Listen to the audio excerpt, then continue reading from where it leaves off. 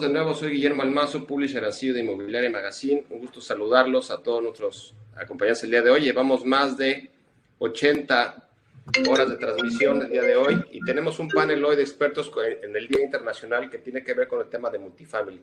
Agradecerles a todos que nos estén acompañando. En verdad es un tema bastante importante, la diversificación de inversiones que tenemos en el extranjero. Voy a dar la bienvenida a nuestros amigos de EPC Investment. Gerardo, ¿cómo estás? Gerardo Maguad. Nos escuchamos un poquito, puedes ver tu micro. Voy presentando. Mariana Robina, ¿cómo estás? Buenos días. Hola, buenos días, Guillermo. Mi estimado Rodrigo, ¿cómo estás? Rodrigo Conesa. Hola, Guillermo, ¿cómo estás? Buenos días. ¿Todo bien? Todo muy bien, Gerardo. gracias. Gerardo, ¿cómo estás? No sé si escuchemos a Gerardo. Creo que tiene que prender el micrófono. Prende tu micro. No te escuchamos, ya salió. ¿Ahí? Perfecto. ¿Cómo estás, Gerardo? Hola, ¿qué tal? ¿Cómo están todos? Temas técnicos, no pasa nada. Bueno, voy a pedir que se presente cada uno, por favor, para ver el rol que tiene la empresa y comenzamos ya con el panel. Gerardo, comenzamos contigo. ¿Qué tal? Hola, buenos días a todos. Gerardo Maguad, cofundador y managing principal de Eagle Property Capital. Bienvenido, Gerardo. Mariana. Hola, Mariana Robina, vicepresidente senior de inversiones y finanzas para Eagle Property Capital. Rodrigo. Y buenos días a todos, Rodrigo Conesa, también soy cofundador y managing principal de Eagle Property Capital. Perfecto, pues vamos a comenzar. Voy a dar una pequeña introducción hablando de multifamily. Este modelo de negocio se ha venido consolidando como una fuerza dominante en el mercado de los bienes raíces en Estados Unidos, convirtiéndose en una gran oportunidad de inversión atractiva que ofrece un perfil de retorno ajustado de riesgo muy interesante. Los inversionistas privados como institucionales, así como los REITs, apuestan cada vez más por este modelo de negocio que se ha convertido en la joya de la corona de las inversiones inmobiliarias en Estados Unidos. Mucho se habla sobre este aspecto defensivo del modelo de multifamily frente a entornos económicos recesivos, lo cual quedó demostrado una vez más que en tiempos de la pandemia y con este COVID-19, en la cual la industria ha mantenido niveles sólidos de cobranza y ocupación. Los desarrollos de multifamily suburbanos que cuentan con terrazas y jardines se han vuelto particularmente atractivos dada la demanda por vivienda con menor densidad derivada de esta pandemia.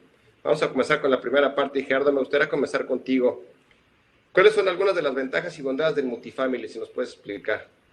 Sí, claro que sí, Guillermo. Creo que lo mencionas muy bien en tu introducción. El modelo de multifamily es muy defensivo porque al final del día lo último que dejan de pagar las familias o los hogares es la vivienda. Y ese atributo creo que es la base del aspecto defensivo que tienen, además de el rollover risk o la diversificación que tienes en diferentes inquilinos, y entre más grande tu portafolio, evidentemente menos riesgo concentrado en un solo inquilino. El factor de los contratos a un año lo hace también bastante defensivo y que puedas ajustar tus rentas a mercado o con inflación, lo hace también un excelente hedge o cobertura contra inflación. Son activos que generan muchísimo flujo de efectivo para los inversionistas, que te permite evidentemente distribuir trimestralmente. Tienes una inversión en un activo tangible con una inversión en una necesidad básica que siempre tiene demanda, ¿no? Cuéntanos, Gerardo, ¿cuál es el comportamiento del mercado en la actualidad comparado a otros mercados, otros activos, por ejemplo, comercial y demás? Porque multifamily, como bien comentas, es muy resiliente. A mí me gusta mucho ese modelo porque la gente sigue rentando y es bastante bondadoso. Claro, Guillermo. Creo que esta pandemia precisamente valida la tesis defensiva de multifamily porque las personas o los hogares pueden dejar de viajar y dejar de ir a hoteles, pueden hacer su trabajo desde su casa y pueden dejar de ir a comprar a centros comerciales, pero tienen que refugiarse en su hogar y es lo que ahorita necesitan. Entonces, creo que dentro de real estate, multifamily se ha comportado muy defensivo, pero evidentemente dentro de multifamily también ha habido diferentes comportamientos, ¿no? Vemos los activos de multifamily en coastal y los muy urbanos que están teniendo un comportamiento un poco menos favorable que los activos que se encuentran en los suburbios y en el Sunbelt. O sea, creo que la gente está saliendo un poco de las ciudades importantes como Nueva York, San Francisco, y de los activos en los centros muy densos y que se conocen como urban o urban core, y están saliendo a los suburbios y están saliendo también a ciudades un poco más amplias y con menos densificación. Entonces tienes activos, los ves como en la parte de los suburbios que se están comportando mucho mejor. Y también creemos que estos workforce Class B en ciudades se están beneficiando aún de esta pandemia, ¿no? En estos activos, por lo general, tienes un rent to income, como el ingreso promedio te permite tener un colchón para el pago de la renta, que no lo ves en activos, por ejemplo, en los C&D, que pueden estar sufriendo también un poco más cuando su ingreso está un poco más apretado, ¿no? Y en los As también creo que se están comportando bien, pero relativo a los Bs son ahí los renters by choice o los que escogen vivir por gusto, pero pueden también cambiar muy rápido a comprarse una casa, están también teniendo un comportamiento igual un poco más débil comparativamente.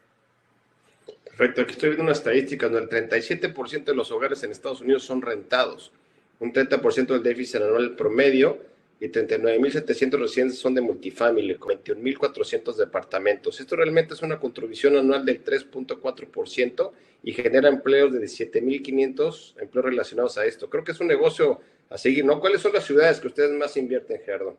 Al final veo que tienen muy bien medido todo el movimiento y comportamiento de las ciudades para los clientes mexicanos que puedan invertir. Claro.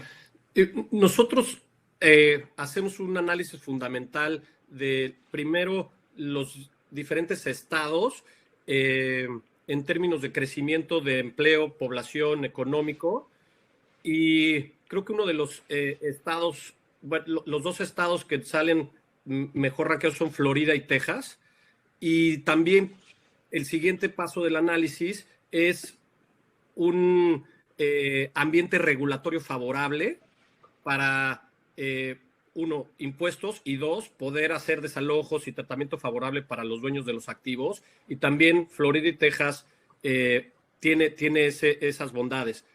Dentro de esos dos estados estamos en las ciudades principales. En Texas estamos en Dallas y en Houston, y en Florida ahorita estamos en Central Florida, en Tampa, pero también nos gustan ciudades como Orlando, todo lo que es South Florida y el norte Jacksonville, ¿no? Buenísimo. Y bueno, ¿por qué nos platicas un poco? Algo que nos gusta a nosotros en México es siempre tratar de invertir con empresas que tienen experiencia. Creo que ustedes tienen ya un buen camino ya avanzado. Tienen desde 2011, me estabas comentando. ¿Les puedes explicar un poco más de eso y un poco de la estructura de lo que es el grupo? Claro.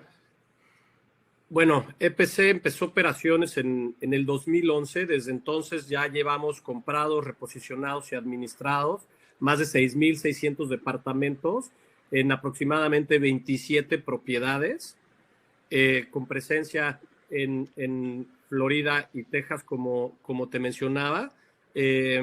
Y tenemos diferentes cubetas de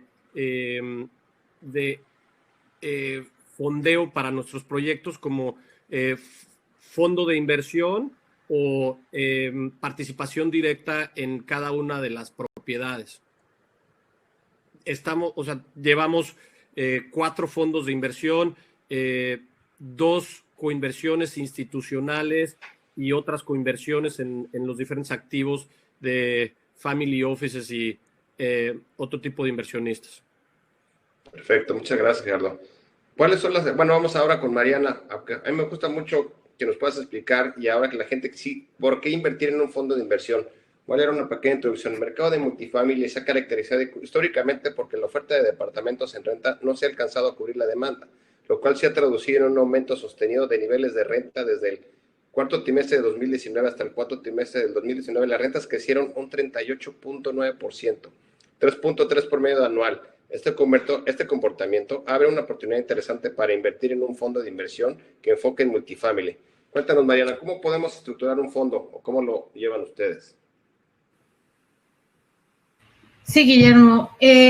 Mira, nosotros creemos que un fondo de inversión, existen diferentes formas de invertir en multifamily. Como decía Gerardo, puede haber inversión directa en un solo activo, una sola propiedad, o puede haber inversión a través de un fondo, ¿no? A nosotros nos gusta mucho el modelo del fondo de inversión porque es una forma de diversificar el riesgo a través de invertir en un fondo que a su vez es dueño de múltiples propiedades o activos, en el cual se eligen y se va haciendo como un perfil de riesgo-retorno dependiendo de dónde están ubicadas las propiedades, el nivel de las propiedades, a veces también el nivel de mejoras que se les tiene que hacer, remodelaciones a los departamentos, en el caso de multifamily en particular. También esto te permite que al final el retorno sea un promedio de los resultados de las diferentes propiedades, dándote un perfil de riesgo-retorno mucho más acotado, ¿no? Y muy atractivo. Por ejemplo, nosotros lo que hemos hecho es buscar, obviamente, diversificar en cuanto a mercados, propiedades en Florida, en Texas. Igual dentro de Texas buscamos que tengan exposición a Dallas, a Houston, y diferentes tipos de activos, como les decía, unos tal vez más clase A, donde hay menos mejoras que hacer, donde la estrategia es un poco menos intensiva en cuanto a remodelación, o propiedades que son más clase B menos, que las puedes llevar a clases B a través de inversiones importantes en mejoras de capital, remodelando departamentos, remodelando las amenidades y haciendo que propiedades de los 80s y 90s parezcan propiedades del 2020, ¿no? O por lo menos tengan ese look and feel.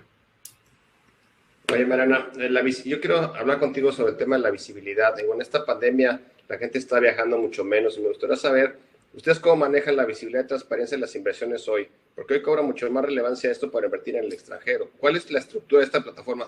Platícanos un poco más a detalle de cómo está estructurado.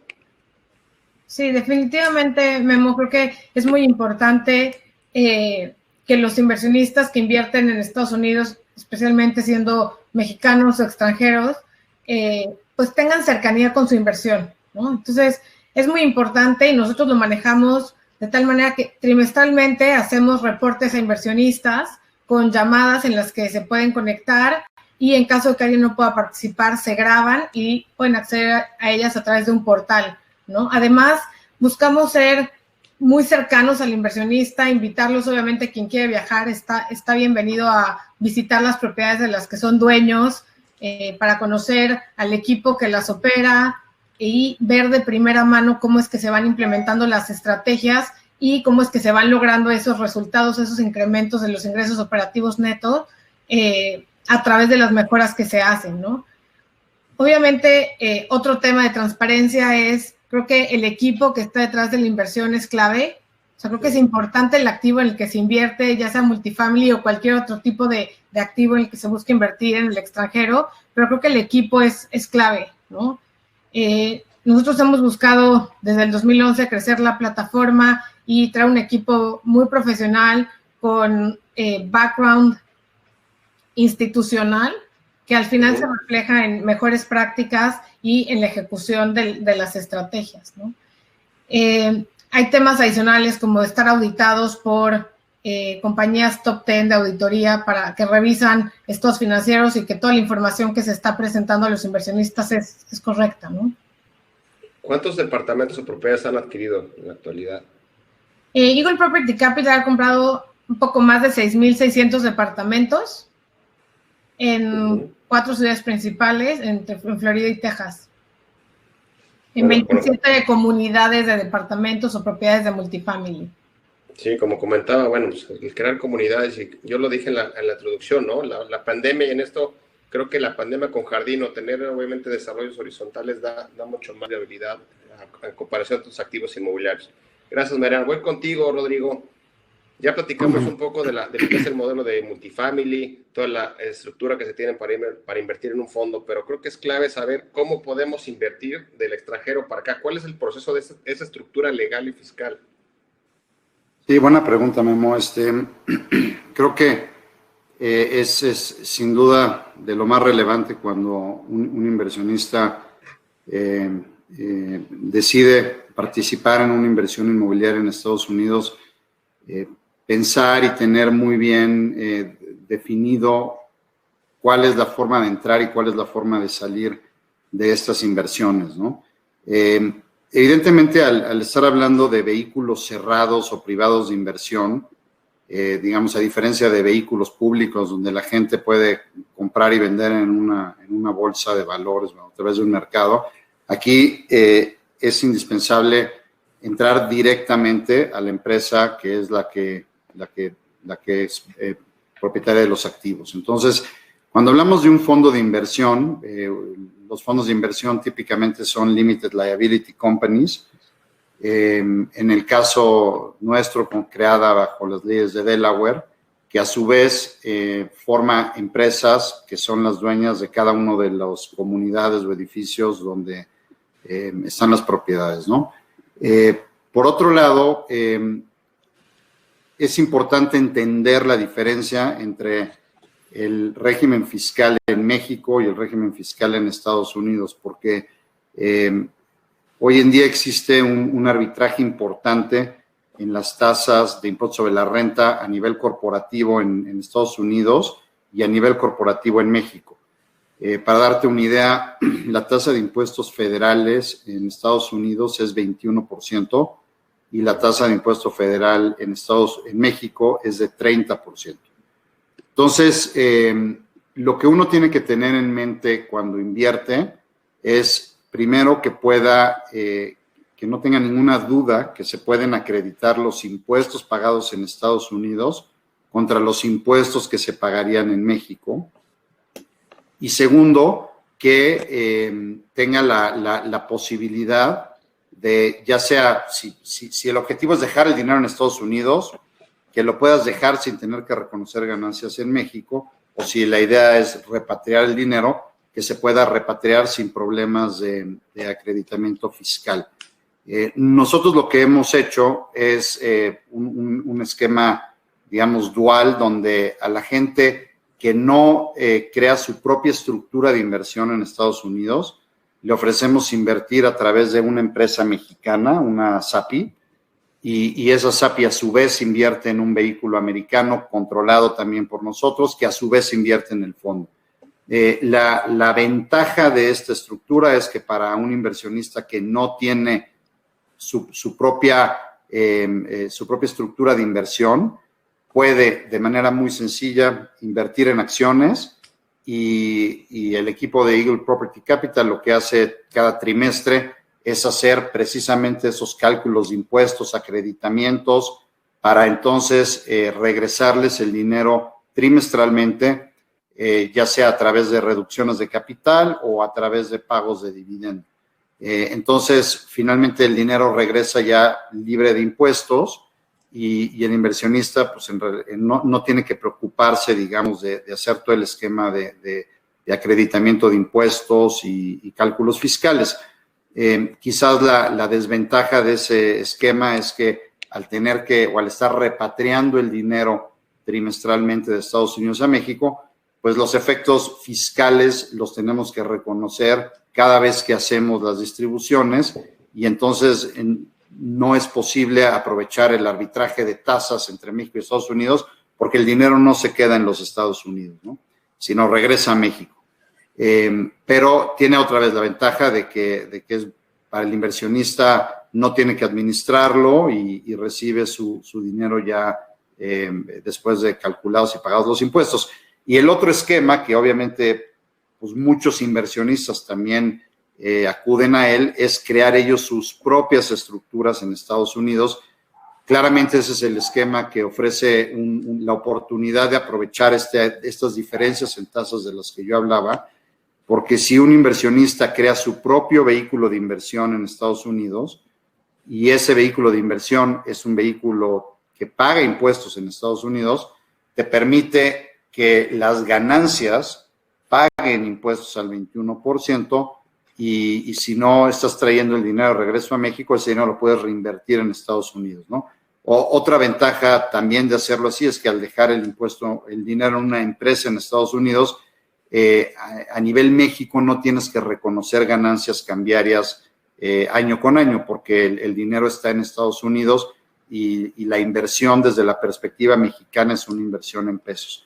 Entonces, creo que esas son como las dos grandes formas de hacerlo, la fácil pero un poco menos eficiente y la que requiere de más estructuración, pero que puedes aprovechar mejor esas diferencias en tasas, ¿no? No sé si quedó claro.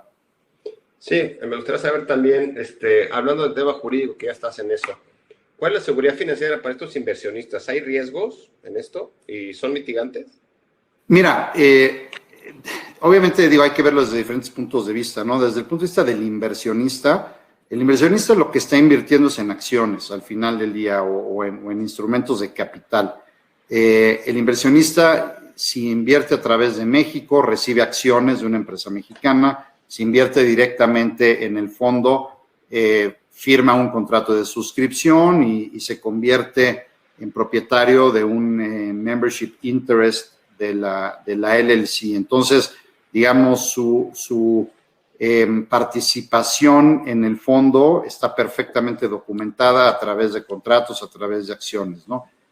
Claramente el fondo a su vez invierte, como lo explicaba, crea vehículos de propósito específico que compran las propiedades. Es importante también aclarar que cada uno de estos vehículos estructura sus propios financiamientos para la compra de los activos y estos financiamientos, uno, no tienen recurso o no se puede reclamar nada ni al fondo ni a los inversionistas, y dos, no están cruzados entre ellos, de forma tal que si uno de las propiedades fallara o no fuera exitosa y no pudiera servir su deuda, claramente no contamina el resto de los activos del fondo. También desde el punto de vista de los inversionistas, obviamente pues, no tienen ningún riesgo o liability por cosas que puedan pasar en las propiedades, ni están expuestos a ningún tipo de demanda o cosas de ese tipo, ¿no? Oye, Gerardo, regreso contigo. Fíjate que varios de los clientes que tenemos nosotros en la revista son institucionales, que todos sabemos la situación que tiene hoy México en cuestión de desarrollo. Esta pandemia ha venido a acelerar varias cosas y yo he platicado con varios de ellos y al final están quedándose con los activos que pueden controlar y lo demás quieren diversificar y lo están invirtiendo en multifamily, lo cual quiere decir que es un negocio totalmente atractivo. Cuéntanos un poco cuáles serán los plazos de inversión para esa gente que tenga apetito de invertir. ¿Nos puedes aplicar un poco de esto? Claro que sí. Creo que depende mucho el proyecto, si va a ser invertir en un activo ya construido y estabilizado. Por lo general, vemos periodos de entre 5 y 10 años. Por ejemplo, en Eagle Property Capital, nuestro holding period es de 5 años. Pero también vemos a competidores que su periodo es alrededor de 10 años. Y en la parte de desarrollo, es decir, construir este tipo de propiedades, vemos periodos desde 3 hasta 5 años, por lo general, aunque también hemos visto inversionistas o desarrolladores que construyen y se quedan indefinidamente, ¿no? Pero en términos generales, esos son los tiempos. Sí, oye Mariana, creo que el negocio, yo estoy investigando, el negocio de multifamily ha crecido prácticamente el doble desde hace 25 años. Eso quiere decir que es un negocio bastante bondadoso. A mí me gustaría saber contigo, ¿cuáles son las garantías? Bueno, para los inversionistas, yo invierto ese dinero, pero el negocio de multifamily creo que puedes medir el riesgo. O sea, puedes medir el riesgo de cuánto inviertes. ¿Hay plazos, algo así? Y en algún momento puede haber alguna desinversión. Sí, Memo. Dependiendo, yo te diría de bajo qué estructura inviertas, es si existe esa liquidez de la que hablas, ¿no? Generalmente los vehículos de inversión para invertir en este tipo de propiedades son pues, vehículos de largo plazo en los que buscas, por un lado, obtener una distribución trimestral de flujo de rentas y después capturar la plusvalía que generan dependiendo del tipo de activo en multifamily que se invierta, que puede ser desde core hasta value add opportunistic. Entonces, dependiendo del espectro dentro de multifamily en el que se invierta, es a lo que le estás apostando, ¿no? Obviamente, en una inversión core, prácticamente toda la ganancia de la inversión viene de las rentas que se cobran mensualmente, ¿no?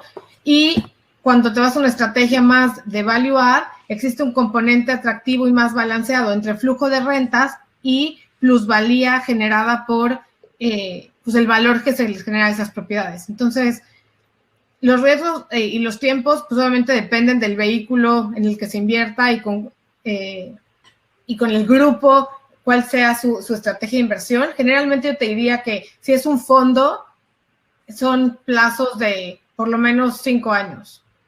Oye, sí, pero si me permites complementar un poco lo que dice Mariana, también, si bien es cierto que no hay un mercado secundario entre los inversionistas, al ser un fondo cerrado, también es importante aclarar que la compra de los activos que forman parte del patrimonio del fondo generalmente se da en un periodo de 2 a 3 años, lo cual quiere decir que tienes activos con diferentes vintages o generaciones y cada uno de esos activos tiene un ciclo de maduración distinto.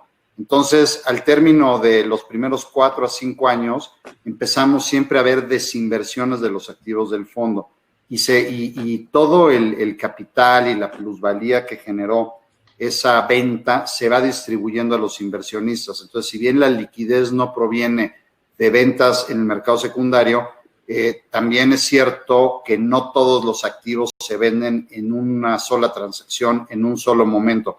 Entonces, tiene un periodo de maduración, como decía Mariana, donde se están estabilizando, logrando los incrementos de rentas y se están distribuyendo flujos. Y luego empezamos a ver ventas y ahí se empieza a regresar el capital poco a poco hasta que se da la última venta del fondo y se liquida, ¿no?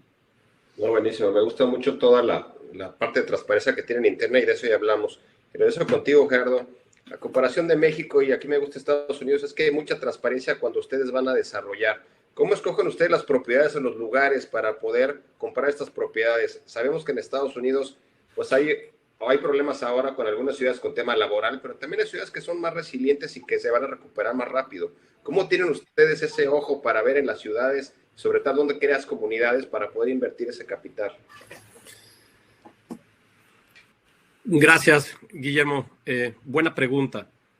Nosotros, otra vez, regresando a nuestro análisis de los fundamentales de cada mercado, nos vamos al crecimiento económico, el crecimiento de población, generación de empleo y números tanto de los últimos 5 años como las proyecciones a los siguientes 5 años, ¿no?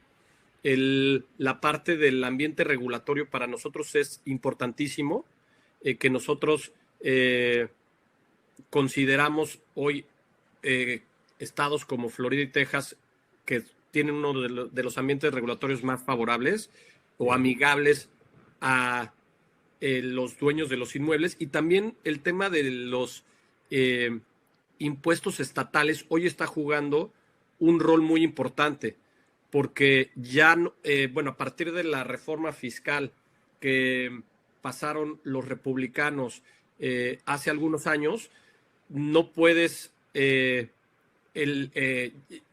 no podías acreditar los impuestos estatales y tenías que pagar los federales, además de los estatales. No sé cómo vaya a venir el siguiente paquete. Depende cómo acaben las elecciones presidenciales del Senado y de los congresistas, pero creo que también jugó un factor muy importante de gente saliendo de ese tipo de ciudades y de ese tipo de estados.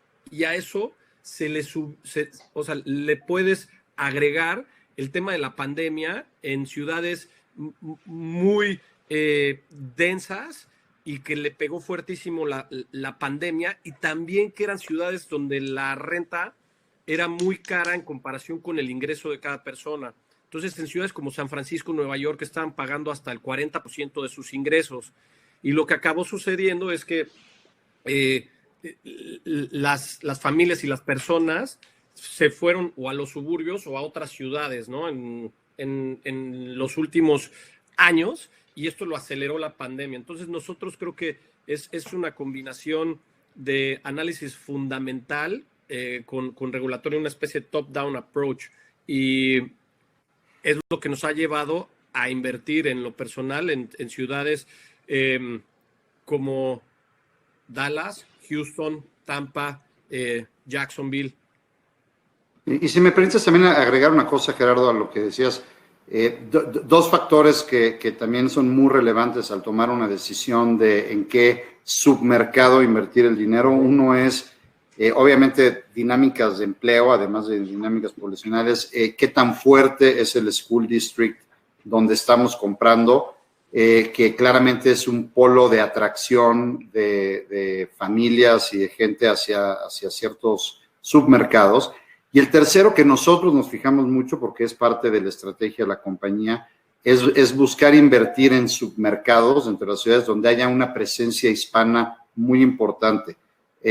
Para nosotros, tener propiedades que tengan una ponderación importante de residentes de origen hispano, nos ha demostrado que son comunidades que tienden a tener más estable su base de inquilinos, que son inquilinos que tienden a atraer a otros inquilinos de la misma comunidad, y que la comunidad hispana en Estados Unidos, como tú lo sabes muy bien, es quizás la minoría que más rápido está creciendo, que más rápido está subiendo en ingresos, que más rápido está subiendo en escolaridad. Y ese es un tren demográfico que nosotros lo vemos que está aquí para quedarse. Y entonces el tener comunidades con un perfil importante o alto de hispanos siempre te genera mucha estabilidad y te genera una buena dinámica en tu comunidad. Eagle Property Capital además es una empresa que opera sus propias propiedades. Entonces la empresa, digamos, el senior management y la gente que atiende las propiedades es de origen hispano, y creo que tiene como muy claro la forma de atender y de atraer a ese tipo de inquilinos. Entonces, creo que hemos sido bastante exitosos en generar esa comunidad que es muy importante para el modelo de negocios, ¿no? Mi último punto, creo que parte de la receta importante de cómo determinamos dónde comprar, le agregaría, estamos buscando comprar activos B en zonas B+ o A, donde podamos identificar propiedades que están cobrando una renta mucho mayor al activo que queremos comprar, y que como resultado de un programa de reposicionamiento que implementamos en nuestras propiedades pueda reducir ese gap de rentas, y que tengas el potencial de llevarlos ahí, ¿no? Si no necesariamente al punto más alto, por lo menos recortarlo. Yo creo que ese es uno de los puntos claves de la decisión. Bueno, creo que se vean todos muy conservadores, pero todos venimos de azul. Creo que hemos visto en las últimas encuestas, no sé por qué. Lo de las preguntas, y es importante volver a aclarar esto, porque en todas las pláticas que hemos tenido, hemos hablado mucho cómo los centros urbanos, sobre todo verticales, los downtowns, todas las ciudades, obviamente la gente está saliendo y prefiere vivir, y por eso hablaba en el principio de la pandemia con Jardín. Estas comunidades, todo el mundo estamos viviendo ahora en casa y estamos trabajando más en casa. Entonces, va a haber un crecimiento de estos desarrollos verticales y que la gente esté migrando a esto. Hablábamos con gente de oficinas que están planeando inclusive poner en las amenidades partes de coworking para que la gente pueda trabajar ahí, trabajando y estar circulando sobre tu propia comunidad por los tiempos, que es lo que ahora nos está faltando. Cuéntanos, Mariana, ¿qué tipo de multifamilies, para que la gente sí lo pueda entender bien, cuáles son los diferentes tipos de multifamily, de cuántas unidades cuenta cada uno, para que la gente entienda bien en dónde puede invertir? Claro que sí, muy buena pregunta. Existen diferentes tipos de multifamily o clasificaciones de multifamily, puede ser por su clase, por su tipo y, bueno, por su estructura, ¿no? Entonces, un poco refiriéndome al tema este que hablas de los centros más urbanos, generalmente el multifamily en centros más urbanos son edificios altos, high-rise, y en las zonas más suburbios, diría yo, menos urbanos, están los garden style o estos edificios típicos de 2 pisos que tienen escaleras para subir y dar servicio a dos departamentos más o menos. Este es por su estructura, ¿no? Y el multifamily por su tipo se divide en lo que les platicaba hace un poco, en core, core plus, value add, y también existen oportunistas, ¿no? Dependiendo del tipo de inversión y de retornos que busca el inversionista, te diría yo que es donde quieren invertir. Hay gente que lo único que quiere es tener un activo para el largo plazo y estar cobrando rentas por 20 años, ¿no? Es lo que decía Gerardo un poco de la gente que desarrolla un edificio y se queda con él indefinidamente, ¿no? Ese es un core. Ese es un nuevo desarrollo y que te quedas indefinidamente cobrando rentas, ¿no?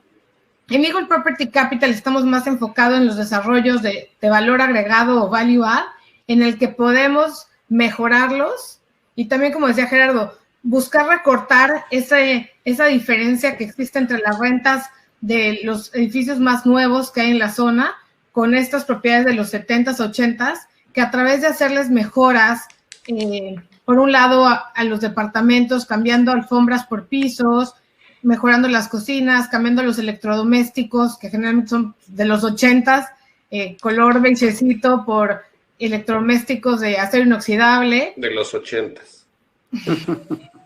Con todo esto puedes lograr cobrar a veces nada más por cambiar una alfombra por un piso de vinil que parece madera, $75 o $100 más al mes en rentas de $1,000, ¿no? Entonces, este tipo de inversión obviamente te genera pues rendimientos atractivos con los componentes tanto de distribución como de apreciación por la plusvalía que se genera, ¿no? Entonces, te diría que el tipo de inversión, existen diferentes tipos de inversión y de diferentes tipos de activos dependiendo de lo que un inversionista esté buscando.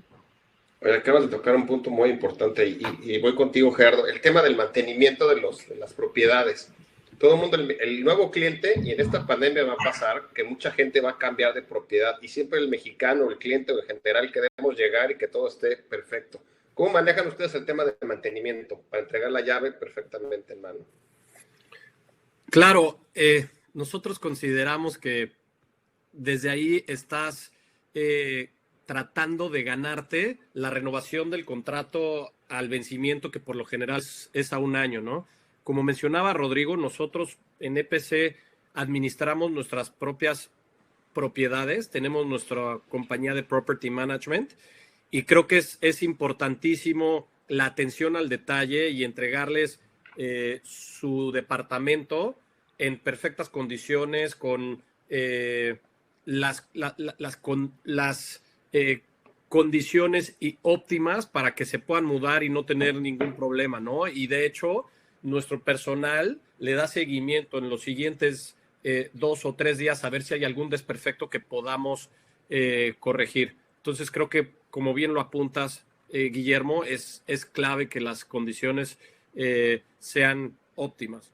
Y no nada más, Memo, al momento de la entrada, sino durante la vida del contrato, ¿no? Porque inevitablemente surgen necesidades de reparaciones o work orders y es muy importante estar midiendo y tener estadísticas muy claras del tiempo que te toma desde que se abre a que se cierra una orden y el número de órdenes que permanecen abiertas, porque lo más relevante y más en esta época de redes sociales son los reviews que te dan los inquilinos. Es similar a un hotel, ¿no? Entonces, cuando un inquilino siente que está en una comunidad donde está pagando más de lo que está recibiendo, acaba siendo un inquilino que está a disgusto y que te está poniendo malos reviews en Google, y que la gente cuando va a rentar, lo primero que hace es ver cuáles son los reviews de esa propiedad y qué tan bien o mal dan servicio a la gente, ¿no? Entonces hay que estar muy pendiente de todo, desde el upkeeping de la parte externa de las comunidades, áreas comunes, jardines, albercas, etcétera, hasta temas de control de plagas, temas de arreglar tuberías. Nosotros buscamos ser como el Four Seasons de la clase trabajadora en Estados Unidos, donde cada vez más la gente sienta que su sentimiento sea exactamente el opuesto a pago más de lo que recibo, sino es una ganga lo que estoy pagando para el buen servicio que me dan. Acabo de tocar otro punto y voy a otra pregunta yo contigo, Mena. El tema de la tecnología ha avanzado muchísimo, las aplicaciones para poder rentar. ¿Estos inquilinos que llegan con ustedes pueden a la vez terciarizar y rentar?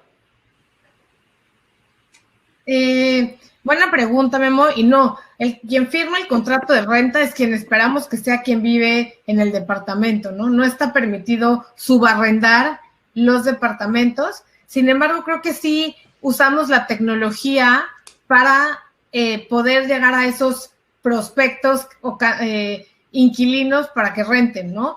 En la página de cada una de las propiedades que nosotros administramos, un inquilino o un prospecto puede entrar, puede ver la disponibilidad que existe de departamentos dependiendo de la fecha en la que se quiere mudar y puede ver los precios.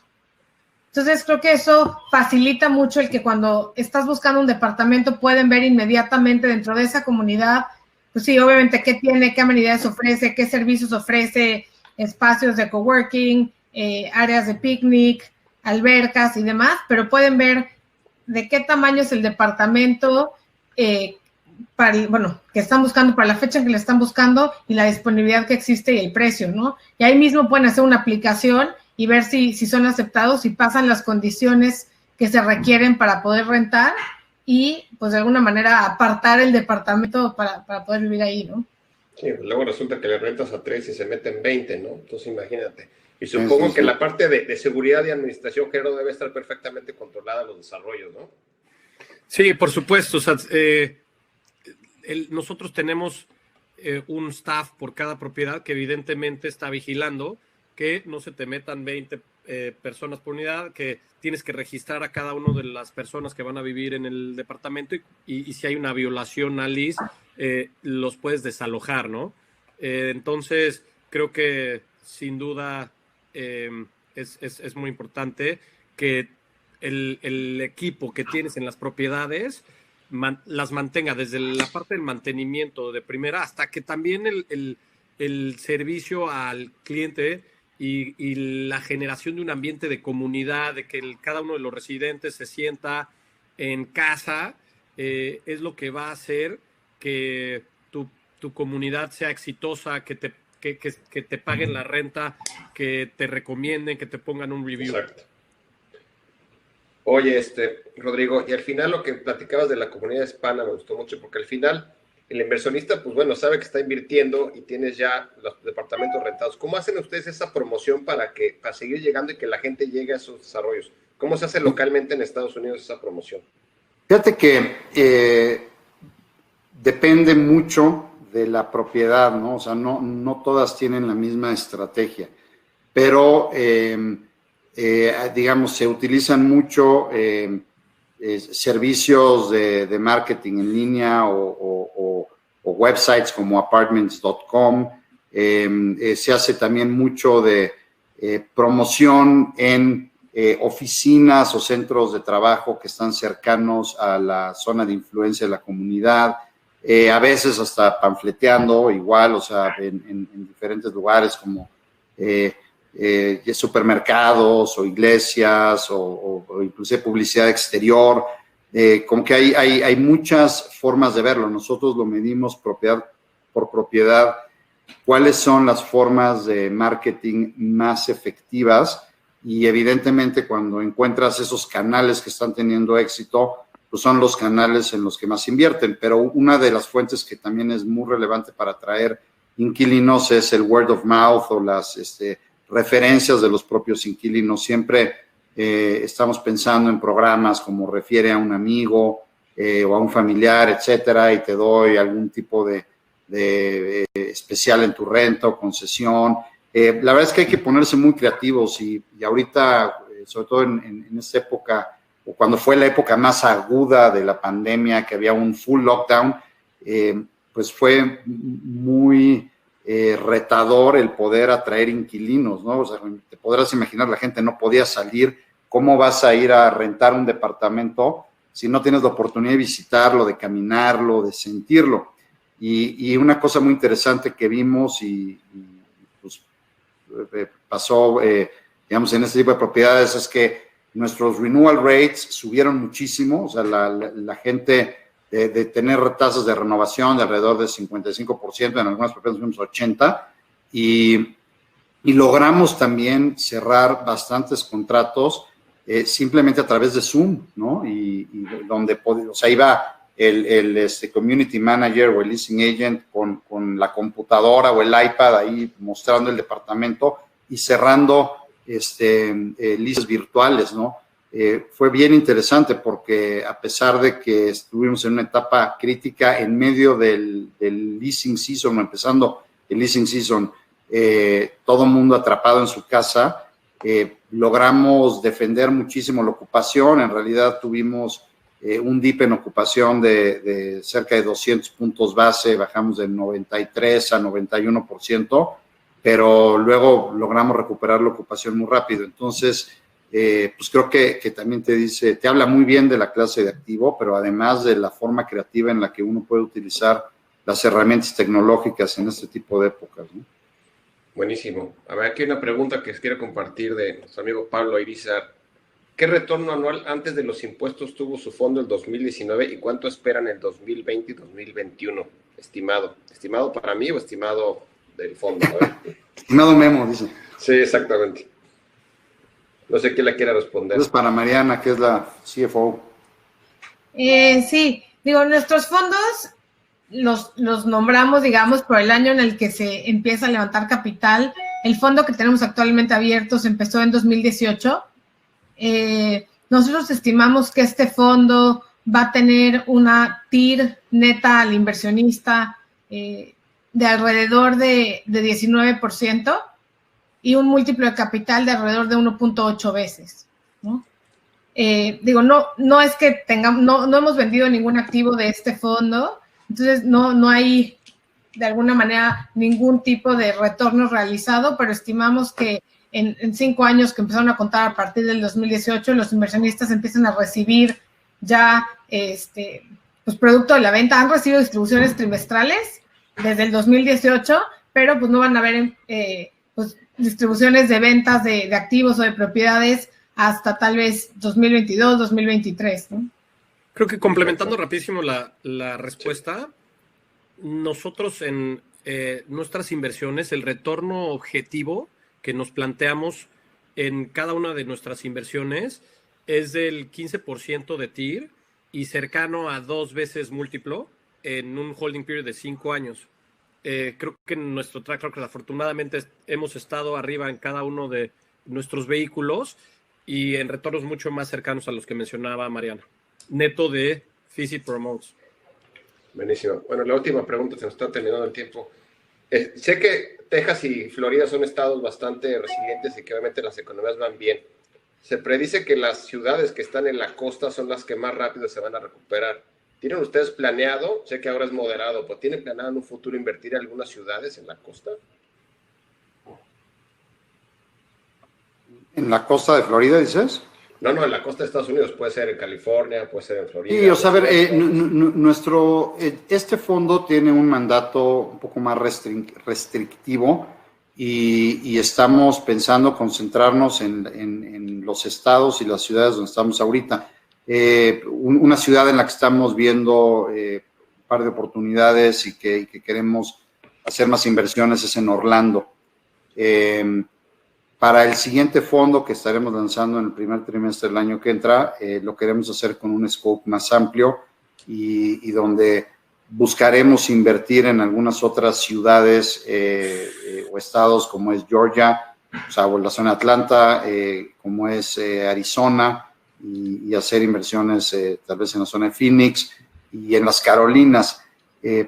Digamos, obviamente Estados Unidos es un mercado gigantesco y uno podría estar haciendo muy buenas cosas en California o en Washington State, pero creo que, digamos, los mercados donde nos hemos enfocado, conocemos con buenos resultados, son los que estaba yo mencionando y tiene mucho que ver también, Memo, con, pues digamos, dónde estás encontrando los retornos que buscas, ¿no? Hay ciudades muy atractivas en la costa, y una puede ser Miami, pero que las valuaciones son demasiado altas, ¿no? Y en esta industria de multifamily, y más donde el segmento que describíamos, en realidad no hemos visto distress a raíz del COVID.